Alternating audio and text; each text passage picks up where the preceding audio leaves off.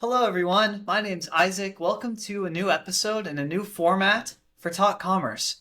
Before launching into our interviews, we're now going to have a brief introduction segment led by me where I talk about the guest and the theme of the week. And before I get into that this time around, I'll also add an introduction to myself. So I'm Isaac Mori. I'm the co-founder and chief editor of Content Cucumber and now Content Basis. I help companies tell their stories online with creative content, from blog articles to short form videos to graphic design and everything in between. I've been a writer and an editor for about 10 years, and I'm excited to bring that experience to Talk Commerce to help explore the newest ideas and trends in the world of content and commerce. Today's guest is Ben Sharf, CEO and founder of Platter. Platter helps Shopify brands upgrade their storefronts for speed, simplicity, and growth by replacing clunky tech stacks with their own streamlined solution. They even have agency services to help clients implement these changes seamlessly. What stood out to me in this conversation is how powerful that combo of tech and services can be. Most companies tend to pick one of those two paths, but Platter stands out by doing both and doing them really well. That's helped them launch over 150 storefronts in just a few years, all while helping brands reduce complexity and move faster without sacrificing any functionality. So without further ado, let's dive into the interview with Brent and Ben. Welcome to this episode of Talk Commerce. Today I have Ben Sharf. He is the CEO of Platter. Ben, go ahead, do an introduction for yourself. Tell us your day-to-day role and one of your passions in life. Love that. My name is Ben Sharf. I'm one of the founders and CEO of Platter. We're an e-commerce software company aiming to build more profitable storefronts for Shopify brands. So our business was born out of this thesis that if we can consolidate a lot of the most popular tools and functionality in the Shopify ecosystem into one product suite, we can build you a storefront cheaper and faster without compromising quality. And to date, we've worked with over 150 brands, ranging from one SKU startups all the way up to the Mrs. Myers of the world and everything in between. My day to day, I like to say, is I'm the chief firefighter officer. So my job is to unblock everyone in our organization and make sure everyone has what they need to be successful. And then the other part of my job is storytelling and marketing. So everyone in the ecosystem knows who we are and I can recruit the best talent to help us build. And then one burning passion of mine, I would definitely say it's fitness. I was a Division I athlete in my past life.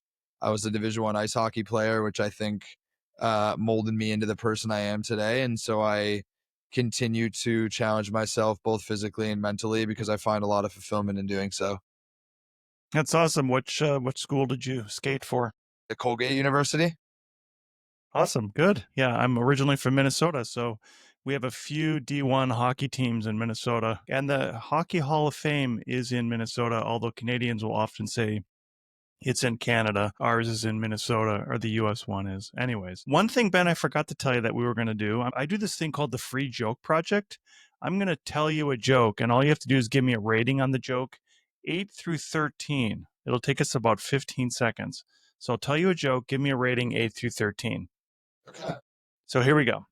I went to a bookstore and saw the book titled How to Solve 50% of Your Problems. So I bought 2. 10.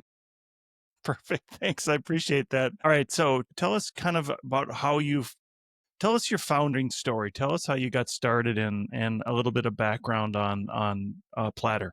Yeah. So before starting Platter, I was working at a company called GoPuff. For those of you listening who aren't familiar, they're basically an instant delivery platform for convenience store goods. So think like Uber Eats, but for a convenience store. And while working there, I was building out a business unit to enable instant delivery for e-commerce websites. So imagine if you can go buy a case of water from liquiddeath.com and get it delivered to your doorstep in under 30 minutes. Pretty revolutionary business model. But during that time, all I did was talk to Shopify brands and people in the Shopify ecosystem. And every time I would get on the phone with a brand to talk about this integration that we were building at GoPuff, they all had complications with building and managing their website. And I could never understand like why there was no like blueprint or gold standard for how to do this effectively. I'm talking brands doing 50 million plus in revenue. So that kind of sparked my curiosity to go down this rabbit hole to explore that a little bit deeper. And in tandem, I have two co-founders. They were both working in e-commerce in different capacities as well. One of them, my technical co-founder, was consulting with brands on building websites, and the other one was doing sales, selling products for brands on marketplaces. So we kind of just basically brought together our different skill sets and insights and locked ourselves in a room knowing intuitively we wanted to build an e-commerce software company. Just started consulting with brands and ultimately wanted them to we started working with who we wanted to make our future customer and really just take their input and their feedback on what pain points they had and what solutions they needed. And we kind of, the rest is history after that. We're 3 years into the journey now, and it's kind of taken its own shape in terms of what the business is today based on what we've learned from the market. That's super interesting. So do you have that same model now that works with Shopify? That sort of purchase and buy and get delivered in 30 minutes? No, I mean that's like a GoPuff thing. I wish we could build that, but you need like billions of dollars in a crazy infrastructure to make that possible. It was more so just my first step into the world of e-commerce and recognizing that there was a better way to be building and managing online storefronts, which is ultimately what we do at Platter. Yeah, so it just reminds me in my past life, I had a Magento agency, which is another e-commerce platform that got eaten by Shopify, or the lunch was eaten, whatever. And we had a client in the Dominican Republic, and they have things called Clamatos, these little tiny stores. And the company was called AB InBev, and they had a headless application that ran on top of Magento that somebody would order, and you could get your beer or Pepsi or whatever that thing was delivered by a motorcycle driver within 30 minutes. It was geofenced. It was really cool. They had a really great solution. During like football, soccer, things like that, they would get 40 or 50,000 users within minutes to order some of these things. So it was also a fun experience for a high volume. So tell us a little bit about your Shopify solutions that you have now, and kind of how does that push you outside the boundaries of what Shopify offers natively? Yeah, so we have our product suite is a Shopify theme and a Shopify app. What we found historically how brands operate today, they do one of a couple things. One is they either go to an agency and get a super custom storefront built, where if they're not technical, that basically means they're beholden to whoever built that site for them every time they want to make additional changes. Or they go to the Shopify theme store and buy or use a super basic out of the box theme that has very minimal functionality. And then they go to the Shopify app store and download a bunch of third party applications or a combination of the two. So what we found is as brands scale, they end up hitting that implosion point because their storefront's too complicated and it no longer can meet the requirements of the business as it is in the current state. So what we did was build a lot of that functionality into one product suite. So instead of brands needing to go get apps for every single piece of functionality, if we can build a lot of that into one solution and provide you incrementality where it's a few less apps, a few less monthly expenses, and then a drag and drop editor that makes it more intuitive. The whole idea was to have an infrastructure and solution that appeals to the middle market and enterprise that's also super user friendly for non-technical people to make contributions. And we've built over 150 storefronts in the last 2.5 years, which as a previous agency owner, that most agencies probably hit that number in like a decade.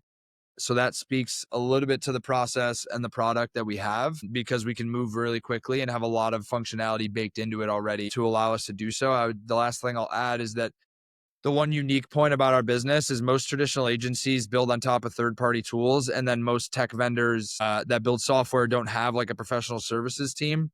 We're unique in that we're a services business and a software business under one umbrella. So we have a Shopify theme and a Shopify app, and then also a professional services team that builds these storefronts on top of the tools we built. Yeah, that's interesting because a lot of people, I think, get into Shopify and then pretty soon they've added 20 or 30 apps. They're, especially if you're on Shopify Plus, pretty soon their bill is 4 or 5 grand a month. And it doesn't seem as inexpensive as it was first presented. So are you both solving the pricing and complexity problem? Yeah, I mean, I would say that depending on the size of the brand you're working with or the pain points they have, I would say different parts of our product resonate, right? Like saving $1,000 a month for a $50 million brand isn't really something they're going to get out of bed for. Not to say it doesn't happen, but I would say it's really relative to like what problem are you facing. Like I'll give you an example right now, a brand that we're talking to that's top of mind. They do like 70 million a year on their Shopify storefront. They've had the same code base for 10 years. and they're like, we just need a new infrastructure. There's so much legacy code. There's so many apps that have been installed and removed in different agencies and freelancers. And like every time you want to change something now, it's such a production. So it's like, how can you maintain the integrity of it having that enterprise feel and infrastructure while actually giving you something that empowers you to move a lot faster? And then the other piece of it is just keeping a pulse on the ecosystem in terms of like what type of functionality is relevant so that what brands are asking for, we already have, right? Like our product is really effective for brands that have medium to large catalogs and mid price point items, because a lot of what we do is around gamification. So think cross sells, upsells, where you can do bundle builders, checkout extensions, post purchase upsells, like incentive progress bars, really all driven around like how do we increase your average order value and increase the amount of revenue for every visitor that lands on your store. And how many typical extensions would you replace then? I mean, let's back up a second. Is the extension market a problem with stores that just go and buy or just get and download every extension they possibly could want in their store? Is that a problem in Shopify? Yeah, because what people don't realize is there's over 12,000 apps in the Shopify app ecosystem, and a lot of those are lifestyle businesses when there's nothing wrong with that. But like, you don't need to pay $6 a month for a color swatch app. Like that should just be a feature that's built into the theme. And so like that concept, if you extrapolate that out, all of a sudden you find yourself having a different app for a card drawer, a different app for an incentive bar, a different app for like Instagram feed videos, a different app for a menu, and it just goes on and on and on. It starts to become a problem when you scale. So Yeah, our product is more relevant, I would say, for like I said, to the middle market brands. I'm all for being scrappy when you're a new brand, maybe minimal budget, like just find a way to get it done. But you don't necessarily anticipate the problems you're going to face when you're doing 5, 10, 15 million in revenue. And to be honest, like you don't need to anticipate those. Like once you get there, you can deal with it. Yeah, should some of these things already, I guess I'm not super familiar with the Shopify ecosystem, but should some of these things just be inherently built in, like the color swatch? That would be something that a lot of platforms have out of the box where you wouldn't even have to install an app. Exactly. That's the point though. But like you might have a Joe Schmo in the middle of the country who's making 50K a month off of a color swatch app, which is awesome. And there's nothing wrong with that. But when you think about like these really large brands have a lot of complexities, like every incremental advantage you can have is really important. And like one topic that's super popular is like page speed. And having a lot of extra apps and additional code in the store, in the code base that isn't needed, is the exact problem to look for when you're trying to make a website more efficient and faster. And You the way that we mentioned describe it is a lot of these apps are features, not products. So as a brand, you should only be using products on your storefront in terms of software, not features. that's a good way to look at it. I mean, earlier you talked about the big brands don't really care about the cost, but they probably care about the complexity. But I think knowing a lot of technology, e-commerce managers, they don't always think about the technical debt. And you kind of led off with that technical debt piece. How do you advise your clients to get rid of something by adding something consolidated? And it sounds like a lot of things you're doing is consolidating some of these bespoke apps that are unneeded. Yeah. And I think it's getting brands over the hump of the sunk cost fallacy. Right? Like sometimes brands they struggle to detach from something because they put so much time into it and so much money into it. But if it's not the most effective solution to put you in the best position to succeed, then you need to just like accept that for what it is. And so for us, off like our KPI and our tagline you'll see on our website is around profitability. So like if I can save you more money by eliminating a set of tools and by improving operational efficiencies, by giving you a more user-friendly experience to manage your storefront, and then I can also give you features you didn't know existed, and also give you best practices around how to increase your AOV and your conversion, I can actually save you money and make you money at the same time. And I don't remember the last time we spoke to a brand who saw that we could objectively make them more profitable and they weren't attracted to that opportunity. Is your target mainly the CTO or the CMO or a mixture of both, or how do you kind of introduce your solution to the brand? It depends on the size of the brand. I would say our title is typically founder, ecom manager, chief digital officer, chief marketing officer, ecom director. I work a lot with Indeer. They're a little boutique CRM that their big thing is about clienteling, and the idea that somebody at a POS is also going to help sell when you're to get them online? Do you have a strategy for getting in-store people online to their Shopify store?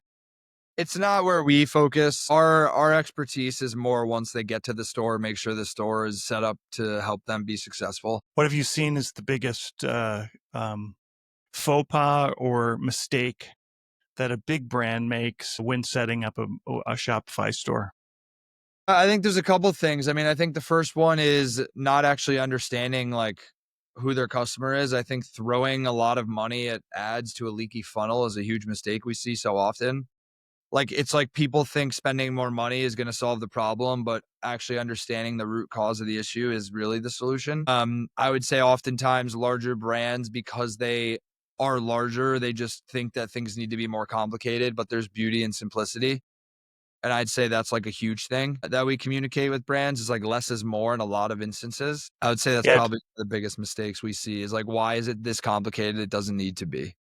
Is that sort of the headless model where a brand was some CTO is going to get into his head that the headless solution is the only way to go, and suddenly you have a separated front end from your back end, and you're trying to maintain two code bases? Do you know the brand Wild Earth? It's a dog food brand. We saved them $720,000 in operating expenses, moving them off of a headless storefront. Yeah, that's amazing. All right, so if you have a brand besides your own solution, what would be the for 2025, what kind of advice would you give to a brand that is that 10 million plus or 20 million plus when they're reorganizing their existing Shopify store? I mean, I think if you're saying like unrelated to us, I think like my broad advice is, and I know it's not necessarily a novel insight, but like people need to start paying attention to the technological innovations that are happening right in front of our eyes around like AI, because I think like throwing people at problems is no longer necessary in every instance. So I think like really starting to challenge yourself about like what are the ways to solve problems, because I think one of the biggest advantages you're going to see now with new tools available is just like efficiency, right? Like overall operating margins for a business P&L, because one person can now do four people's jobs if they actually have the knowledge and how to use the tools at their disposal. And there's so many tools out there, whether it's like personalization of the actual storefront experience, generating creative using AI, like there's just so many ways to go about it. So I think my I guess my concise feedback or point of advice to people listening would be around like not being afraid to question things. Like that is the biggest thing. Like all because someone told you this is how you need to do something, like you should feel comfortable pushing back on that, because there's definitely more than one solution, and there's probably a more cost-effective solution too. You just have to like dig a little deeper to find it. That's perfect, Ben. As we close out the podcast, I give everybody a chance to do a shameless plug about anything they'd like. What would you like to plug today? I mean, I'm just going to do a shameless plug for Platter. I think we're really good at what we do. I think our results speak for themselves. And if you're operating an e-commerce brand and you want a pro bono audit, I'm happy to sit down and tell you everything I think you should change about your conversion funnel. That's great. Ben Sharf is the co-founder and CEO of Platter. Thank you so much for being here today. Thanks for having me, Brent. Talk Commerce is a production of Content Basis, LLC. For more creative content, go to contentbasis.io.